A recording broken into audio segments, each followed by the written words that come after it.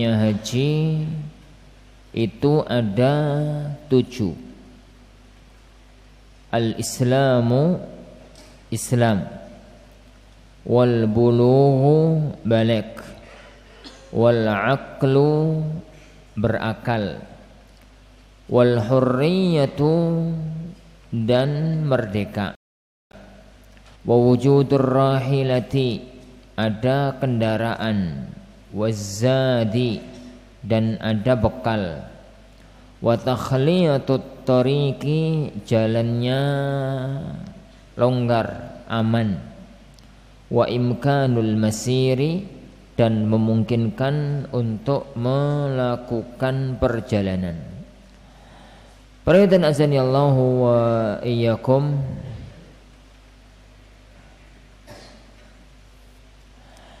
Al-hajju, haji secara bahasa artinya adalah al-qasd. Hajjatu syai'a ay qasadtuhu. Dalam bahasa Arab, yakni makna hajja yahujju itu artinya adalah qasada, menuju sesuatu, menginginkan sampai ke tempat sesuatu yang dia inginkan, yang dia tuju. Itu al-qasd, al-hajj. Secara istilah al-hajju adalah qasdu baitillahil haram li'ada'il manasik, atau dalam bahasa yang lebih pas qasdu ardhil haram li'ada'il manasik, sengaja menuju berangkat ke tanah haram untuk menunaikan manasik tertentu. Jadi qasdu ardhil haram, sebagian ta'rif para ulama, qasdu baitillahil haram li'ada'il manasik.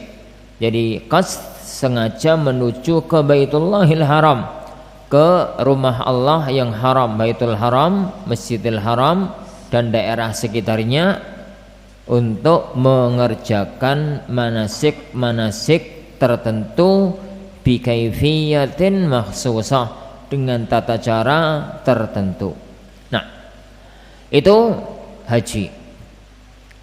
Haji ini adalah sebuah kewajiban syar'i, bahkan salah satu dari rukun Islam berdasarkan pada dalil Al-Quran, As-Sunnah dan ijma' para ulama.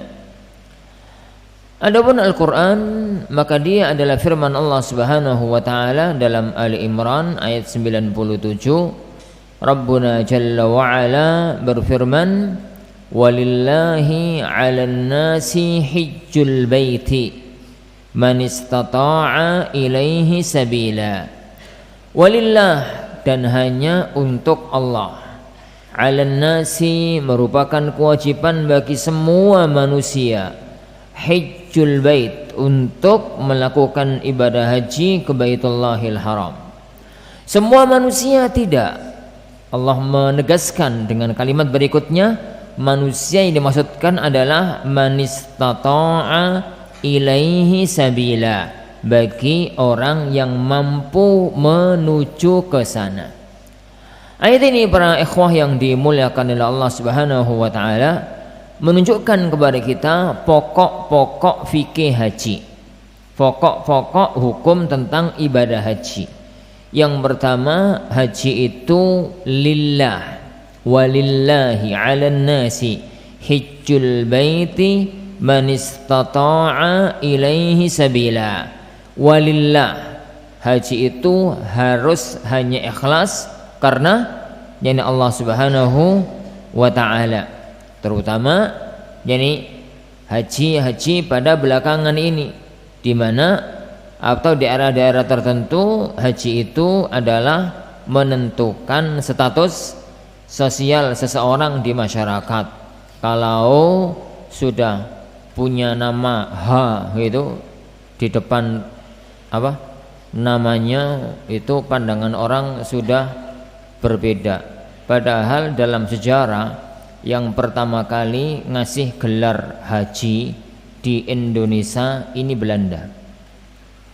Ini, dalam sejarah perjuangan Indonesia, jadi yang pertama kali memberi gelar orang yang sudah melakukan ibadah haji itu ada nama H di belakangnya, itu Belanda. Katanya begitu. Kenapa? Kenapa? Karena dahulu orang berangkat haji itu kayak daurah 2 tahun. Nah gimana ya Wan, perjalanannya dulu di Indonesia ke sana naik apa ya? Naik kapal. Naik kapal turun di mana?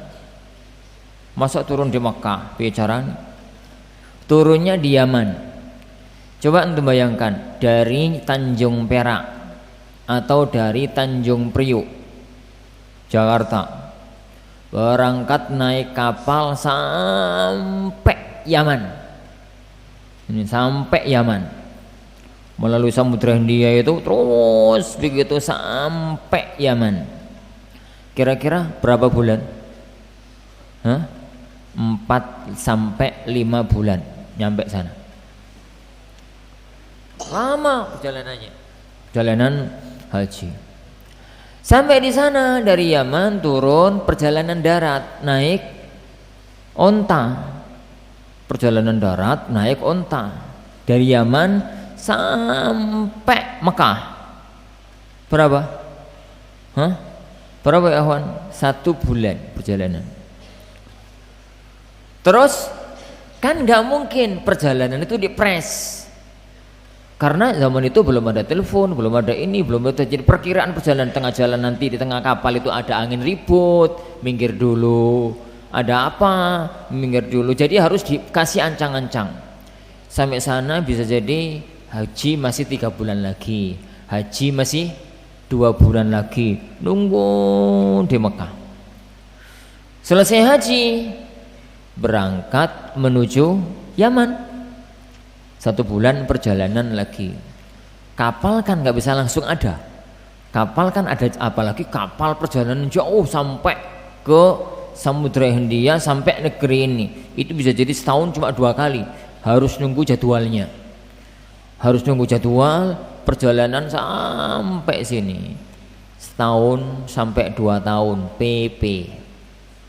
Bisa jadi rata-rata 2 tahun. Oleh karena itu mbah-mbah dulu kalau cerita berangkat haji, orang dulu kalau pamitan haji itu pamitan mati. Wis gak diarep-arep balike.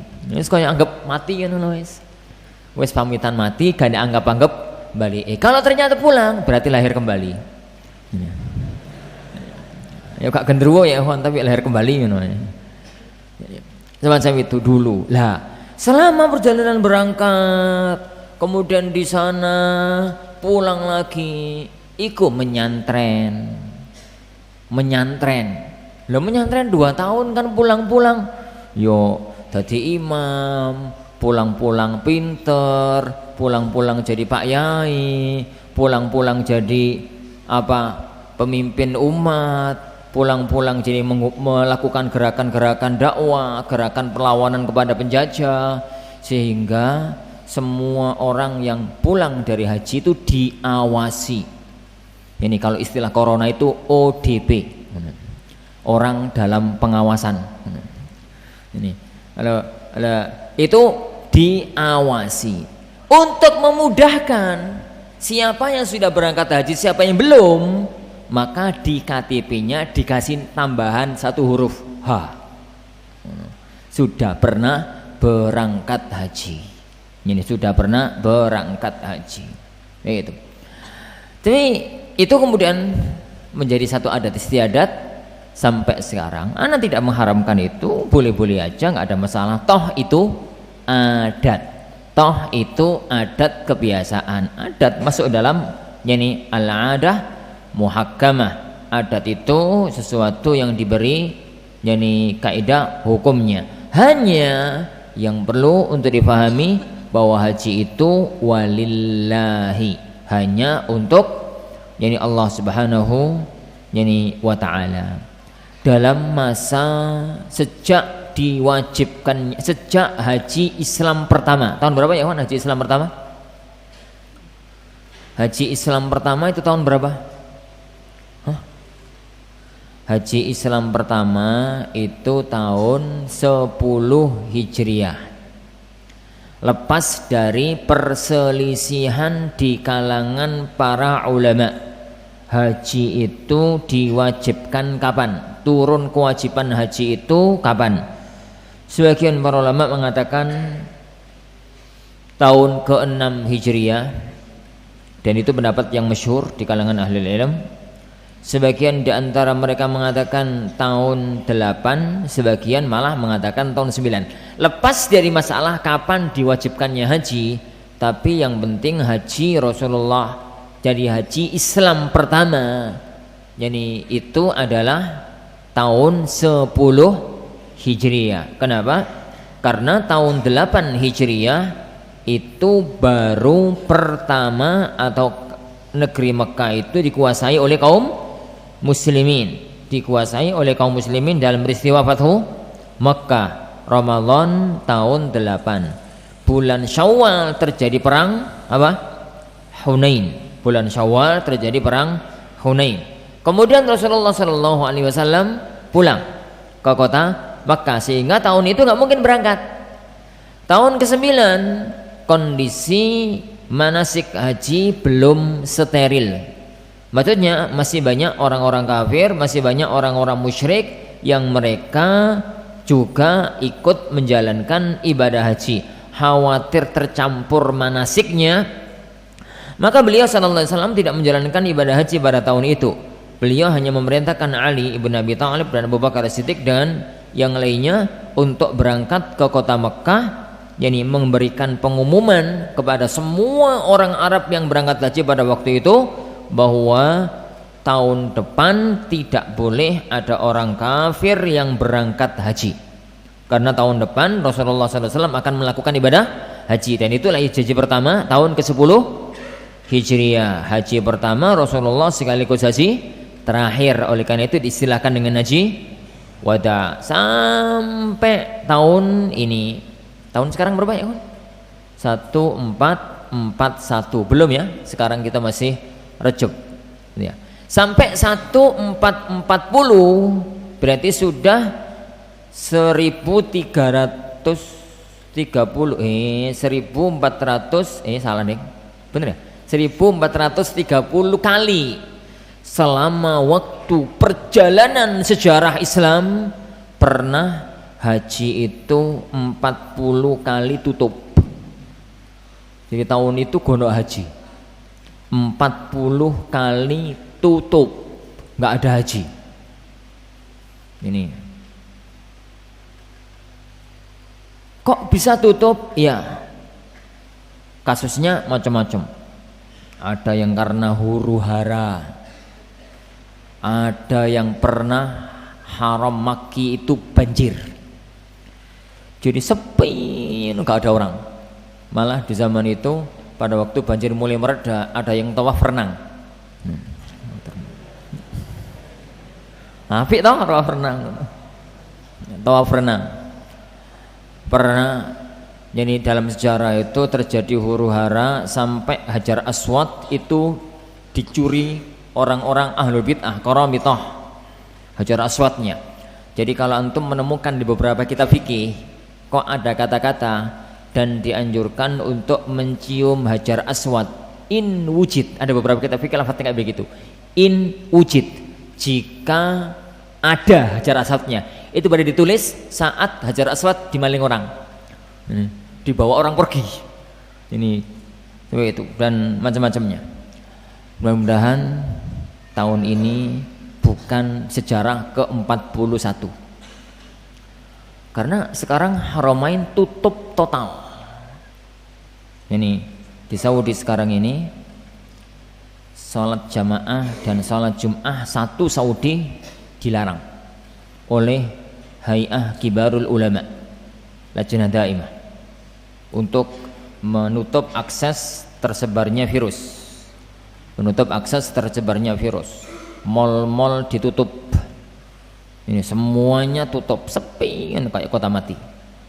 Nggak ada satupun orang berangkat ke masjid. Satu-satunya yang buka itu Haramain, dan kabar terakhir hari ini Masjid Nabawi tutup sore tadi. Ini Masjid Nabawi tutup juga. Jadi kembali ngomong corona nih hari-hari ini, bingung nggak teman? Jadi para ikhwan azani Allah wa yakum, tetap ya maksimalkan usaha kayak yang dilakukan oleh para ulama. Jadi yang koror entah Saudi misalkan itu tidak lepas dari lajnah daimah, Syekh Shalih Fauzan, Syekh Shalih Al-Utsaimin dan para masyayikh kibar, para ulama-ulama besar. Jadi mereka melakukan semua tindakan usaha untuk usaha pencegahan. Jadi untuk usaha pencegahan. Setelah itu maka tawakal kepada Allah Subhanahu wa taala. Jangan panik, jangan cemas. Semakin antum panik, semakin antum cemas, semakin rentan mati. Ada kasus di Jakarta. Jakarta kan Indonesia yang paling buruk, paling parah Jakarta hari-hari ini. Ada salah satu orang, sebagian saya tidak cerita. Ada salah satu orang itu hari-hari ini sakit pilek. Kalau pilek itu kan penyakit normal toh. Gawan bayi ini manusia itu pilek, panas, watuk itu mesti wajib, itu penyakit wajib. Tapi kalau hari ini pilek, wah itu ngeri. Ini hari-hari ini ada orang di Jakarta pilek. Takutnya subhanallah, takut itu corona. Takut yang sangat. Dan dalam dunia ilmu kesehatan, orang itu kalau takut kan memunculkan penyakit tertentu. Ini karena fungsi dari hati, fungsi dari jantung itu nggak fungsi, itu melemah gitu. Saking takutnya sampai pembuluh darahnya pecah, mati. Pada waktu mati keluarganya bingung, ini ditangani gimana? Kan kalau corona nggak boleh ditangani sama keluarga, harus tangani tim medis. Diperiksakan ke tim medis, negatif corona. Jadi mati karena takut, bukan mati karena corona. Ini nyantai aja ikhwan. Ingat malaikat maut nggak pernah salah alamat. Malaikat maut sudah punya daftar. Sopo sing mati nanti pada isya. Siapa yang mati besok. Siapa yang selamat, siapa yang nggak selamat itu sudah punya daftar. Jadi nggak perlu takut. Setelah maksimal usaha. Setelah maksimal usaha. Di bawah bimbingan arahan dari pemerintah negeri kita dan ulama negeri kita. Yang maksudkan dalam kasus semacam ini, ulama negeri kita adalah MUI, dari jajaran pusat sampai jajaran daerah. Udah nggak bahas itu, kasih itu wae. Tapi azani Allah wa yakum, itu apa tadi ngomong? Walillahi, ikhlas hanya karena Allah Subhanahu wa ta'ala. Yang kedua, firman Allah Subhanahu wa ta'ala, 'alan nas. Itu maknanya adalah yang Allah wajibkan itu semua manusia. Tapi 'alan nas itu ada wasfnya. Apa itu? Manistata'a. Dalam ilmu nahwu, manistata'a itu badal ba'at minkul. Jadi alan nas bukan semua manusia, tapi manusia yang manistata'a ilaihi sabila, yang mempunyai kemampuan untuk bisa berangkat ke sana. Insyaallah nanti kita bahas apa makna kemampuan tersebut. Taib. Itu yang kedua. Yang ketiga, lafat hajjul bait.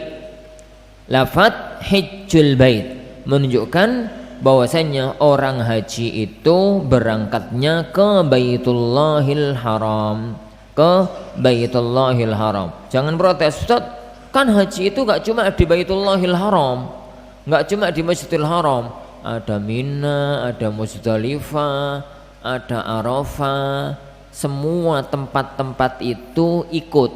Wattabi'u tabi, ikut itu nggak perlu disebut-sebut. Pokoknya ibadah haji itu di mana ya, Wan? Di masjid. Karena di situ tawaf, di situ sa'i, yang lainnya itu jadi ikut, yang lainnya itu ikut. Oleh karena itu, jika yang pokok nggak ada, maka yang lain nggak usah. Suatu ketika nanti Ka'bah kan akan hancur di akhir zaman. Di akhir zaman dalam riwayat Imam Ahmad, suatu hal ketika nanti di akhir zaman sebelum hari kiamat, Ka'bah itu akan hancur, diruntuhkan oleh orang namanya siapa gitu, lupa saya. Yang riwayat Imam Ahmad rahimahullah, Ka'bah itu akan hancur. Jadi suatu ketika nanti nggak ada Ka'bah. Nek gonok Ka'bah berarti ya nggak ada haji. Jadi meskipun Arafah masih ada, apa? Mina masih ada, Muzdalifah masih ada. Karena jadi nanti semacam itu semuanya ikut. Makanya dalam beberapa ta'rif definisi haji itu adalah qasdu al-baitil haram. Jadi sengaja menuju ke Baitullahil Haram. Meskipun yang lain ada tapi mengikut kepada Baitullahil Haram. Baik. Yang kedua, dalilnya adalah dalil dari as-sunnah, dan ini banyak sekali. Yang paling pokok adalah riwayat Abdullah bin Umar radhiyallahu an, bahwasanya Rasulullah sallallahu alaihi wasallam bersabda, "Buniyal Islamu ala khams." Islam itu dibangun di atas 5 perkara. Yang pertama, yakni syahadatu alla ilaha illallah, yakni wa anna Muhammadar Rasulullah, itu yang pertama. Yang kedua, wa iqamus salah, mendirikan salat. Yang ketiga, wa ita az-zakah, menunaikan zakat. Yang keempat, apa ya? Yang keempat itu urut-urutannya beda. Sebagian riwayat hadis wa hajjul bait, haji. Yang kelima, puasa. Tapi riwayat yang terbanyak, riwayat yang kuat, riwayat yang banyak itu puasa terus haji. Oleh karena itu di beberapa kitab hadis atau kitab fikih jangan heran kalau ada beberapa kitab yang mendahulukan fikih haji sebelum apa? Puasa. Di antaranya di beberapa kitab fikih, beberapa kitab hadis itu ada yang mendahulukan jadi sholat, zakat, haji, puasa, begitu urut-urutannya. Contohnya Sahih Bukhari. Dalam Sahih Bukhari itu urut-urutannya jadi Bad'il Wahyi, Kitabul Ilm, Kitabul Iman, terus Kitabut Taharah, terus Kitabus Salah, terus apa? Zakat, terus haji, terus puasa. Ini terus puasa. Mengambil riwayat yang itu tadi.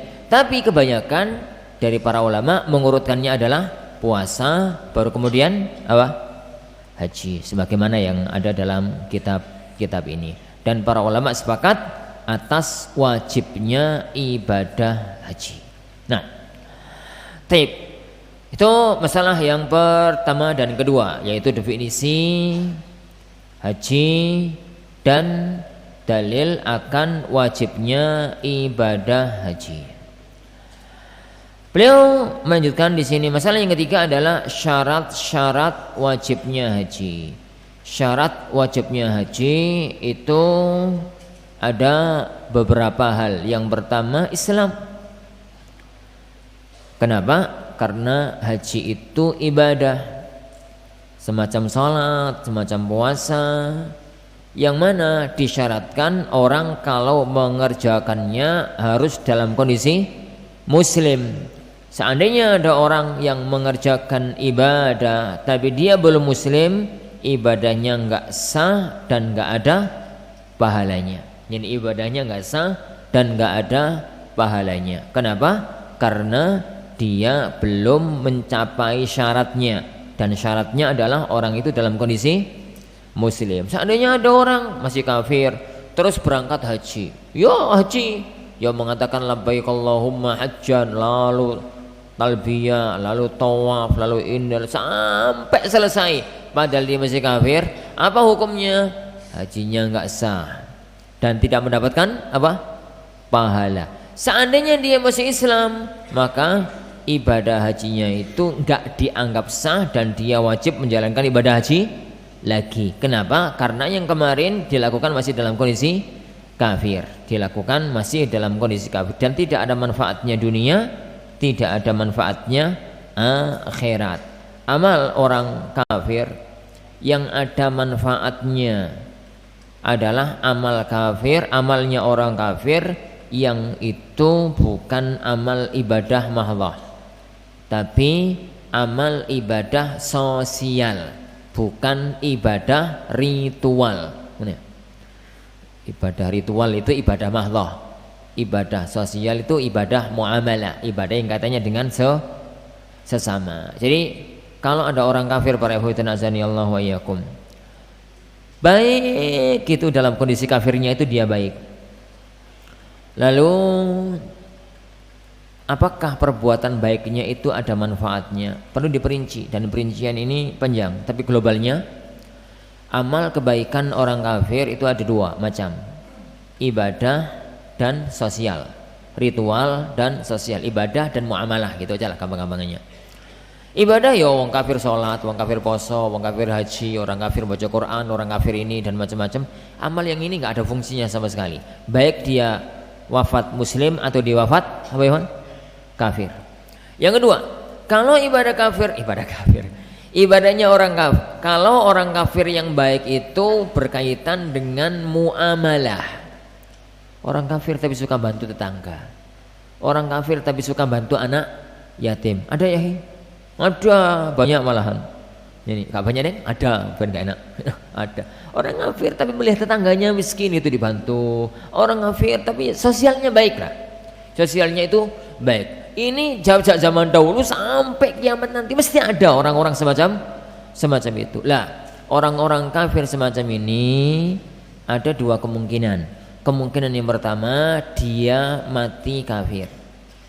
Sampai mati dia tetap kafir. Orang semacam ini nggak akan mendapatkan apa-apa di akhirat. Doa Allah dolim tidak. Allah nggak berbuat zalim karena Allah pasti memberikan balasan untuk dia di dunia. Orang kafir yang baik mempunyai kebaikan mesti dibalas. Faman ya'mal mithqala dzarratin khairan yara wa may ya'mal mithqala dzarratin syarran yara, pasti. Tapi karena nggak mungkin ada balasan akhirat, Allah berikan di mana? Di dunia. Oleh karena itu nggak heran ya akhi kalau ada orang kafir, kalau banyak orang kafir itu kaya-kaya, sehat-sehat. Kenapa? Semua kebaikannya dan semua orang itu mesti punya kebaikan, balasannya cash apa? Dunia. Ini orang muslim kan enggak? Dunia ini DP. Balasan aslinya di mana?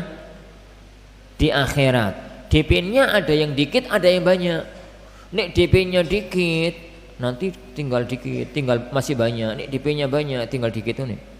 Antum maunya DP-nya banyak apa DP-nya dikit? Maunya itu DP-nya banyak, di sananya lengkap.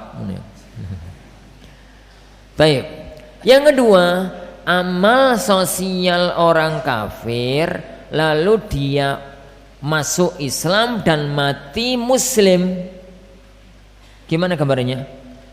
Dari tahun pertama dia lahir sampai umur 50 tahun orangnya bagus, suka bantu tetangga, suka bantu anak yatim, macam-macam gitu ya. Pokoknya orangnya bagus, sosialnya bagus, suka bantu dan macam-macamnya.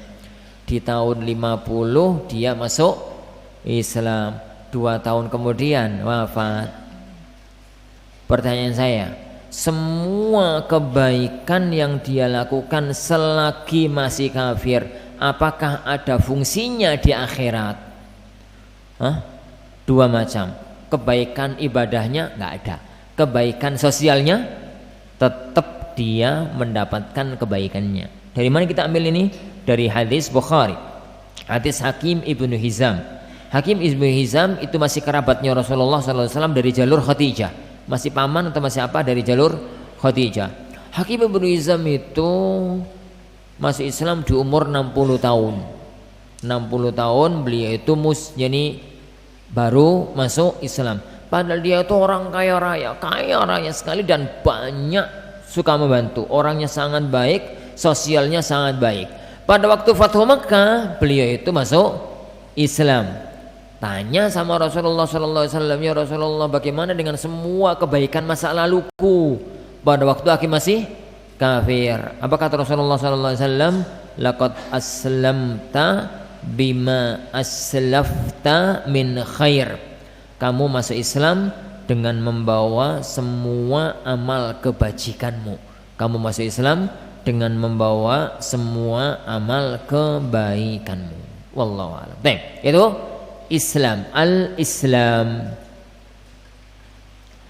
Yang kedua al-bulugh, balik.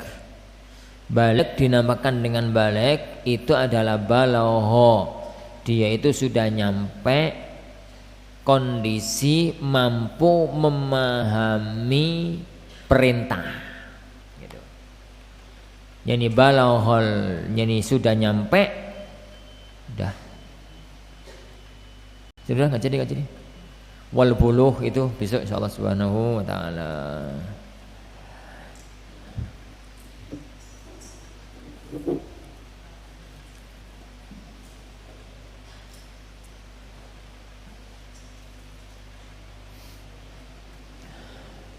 Apakah berarti jin tidak diperintahkan untuk haji? Ana nggak pernah kenalan sama jin.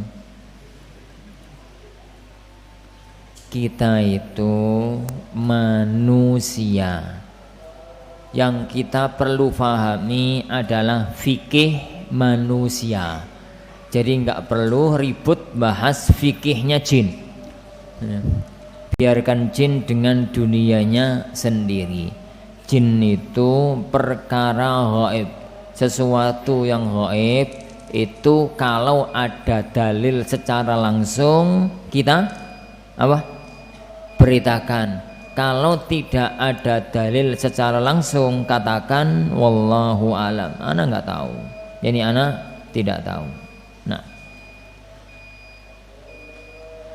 bukankah orang kafir juga termasuk mukallaf? Apakah ia juga dibebani syariat? Ini masalah usul fikih, bukan masalah fikih. Masalah usul fikih dan tuwawa masalahnya. Jadi dan masalahnya amat sangat panjang, yaitu masalah apakah masalah dalam dunia usul fikih dengan satu pembahasan apakah orang kafir itu yukallaf bifuru isyariah, untuk ucapan saya bifuru isyariah, dengan cabang-cabang syariat ataukah tidak. Masalahnya panjang, ini masalah semacam itu. Tapi sepanjang-panjangnya pembahasan usul fikih ini gak terlalu berefek pada kajian fikihnya. Wallahu a'lam.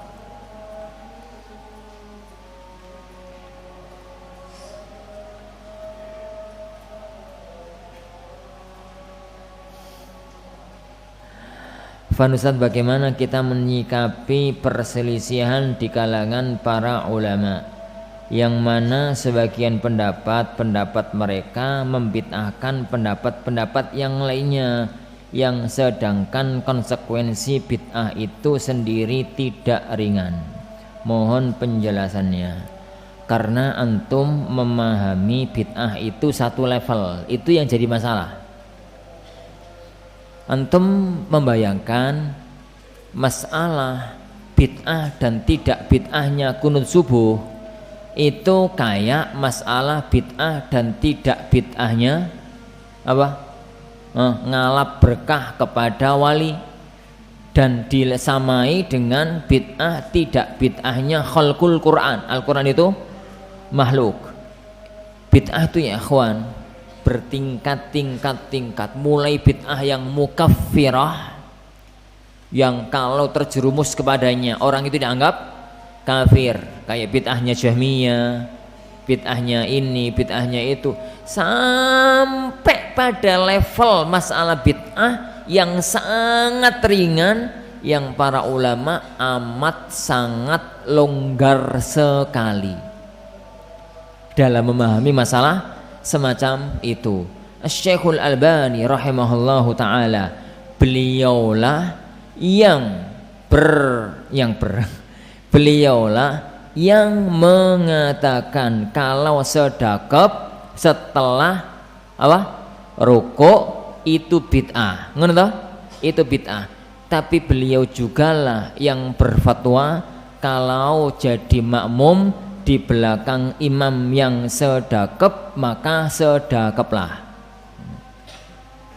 Meskipun anak nggak sependapat dengan beliau dalam masalah itu. Ini Syekh bin Baz, beliaulah yang berpendapat mengikuti mazhab qaul dalam Hambali bahwa kunut subuh itu bid'ah. Tapi beliau juga yang berfatwa bahwa kalau sholat di belakang imam yang kunut, apa Ikhwan? Kunutlah. Lu kok piye toh? Nggak piye-piye. Karena ini bid'ah yang ini itu bukan bid'ah khalqul Quran. Bid'ah ini itu bukan bid'ah yang besar. Bid'ah itu berlevel. Sehingga satu kefatalan kalau antum membawa kitab-kitab manhaj kayak Syarhus Sunnahnya Barbahari, tidak boleh duduk dengan ahlul bid'ah, tidak boleh ngomong, tidak boleh ini, tidak boleh itu, ke bid'ah kunut subuh jika itu dianggap bid'ah. Jika ya Ikhwan, bukankah dalam para ulama berselisih panjang? Yani Abu Hanifah mengatakan bid'ah, Imam Syafi'i mengatakan wajib. Yani Imam Malik mengatakan sunnah. Terus yang bener di bo. Yang benar yang mana itu butuh kajian yang panjang. Yani wajib dalam istilah jumhur, sunnah ab'ad dalam istilah Syafi'iyah. Ini dan masalah itu masalah-masalah yang panjang sekali. Jadi fahami itu pertama ya Ikhwan. Yang kedua, luaskan cakrawala berpikir tentang masalah bid'ah itu sendiri. Jadi bid'ah itu sendiri. Yang kedua tentang yani sebab perselisihan para ulama dan bagaimana ulama sikap dalam masalah itu. Karena beda di atas kertas, beda saat muamalah. Kata Ikhwan, beda di atas kertas, beda saat muamalah. Di atas kertas itu debat rame gitu ya, tapi pas ketemu pelukan, senangnya nih rangkulan kayak sahabat dekat lama begitu. Biasa, itu normal-normal aja. Indonesia kan enggak. Ini wis gegeran di atas kertas, gegeran sak wong-wonge. Itu yang sulit untuk dipahamkan. Yani tahu, yani gegeran antara Syekh Albani dengan Syekh Humud At-Tuwaijiri. Kayaknya nggak ada satupun kitabnya Syekh Albani kecuali Syekh Humud mempunyai bantahan, dan tidak ada bantahannya Syekh Humud kecuali telah dibantah balik sama Syekh Albani. Jadi gegeran ya wong loro iku. Syekh Humud itu orang Riyadh, ulama Riyadh. Suatu ketika Asy-Syekhul Albani rahimahullah taala datang ke Riyadh. Yani pada waktu itu yani Syekh Albani datang, beliau datang ke majelisnya Syekh bin Baz. Yani senang gitu. Pada waktu beliau ketemu dengan Syekh bin Baz, yani ketemu dengan Syekh bin Baz di majelis, Syekh Humud di luar datang mendengar Syekh Albani ke Riyadh, gitu ya. Dan sekarang di majelisnya Syekh bin Baz, maka Syekh Humud datang. Orang-orang di luar itu pada ngomong-ngomong Syekh Humud datang, Syekh Humud datang. Orang itu pada dek piye ngono. Wah, dua orang ketemu gegere piye ngono. Syekh bin Baz dikasih tahu Syekh Humud ada di luar. Syekh Humud Tuwaijiri. Syekh bin Baz masuk, Allahu Akbar, Subhanallah, Syekh Humud datang ngono ya. Ini Syekh Humud datang ketemu dengan Syekh Albani, salaman, pelukan kayak sahabat lama. Kayak sahabat lama pelukan, orang pada bengong, piye ngono. Ini kita gegeran ae ngono. Pada ketemu orangnya kayak begini. Kemudian ini beliau kemudian beliau mengatakan, Syekh, pokoknya besok makan siang harus di rumah saya. Besok makan siang harus di rumah saya. Akhirnya terjadilah jamuan istimewa di rumahnya Syekh Humud. Dan Syekh Humud yang sendirinya mengatakan, di muka bumi ini orang yang paling alim ahli hadis adalah Albani rahimahullah. Begitu ya akhwan para ulama. Gak koyo Indonesia, gegeran di atas kertas, gegeran sak wong-wongi. Kepicikan di dalam cara memikir, yakni perselisihan antara para ulama dan dalam masalah yang lainnya. Panjang kalau bahas itu, yakni dalam babnya tersendiri. Wallahu alam. Kita akhiri. Subhanakallahumma wa bihamdika asyhadu an la ilaha illa anta astaghfiruka wa atubu ilaik. Wassallallahu wasallam wa baraka ala Nabi Muhammad. Assalamualaikum warahmatullahi wabarakatuh.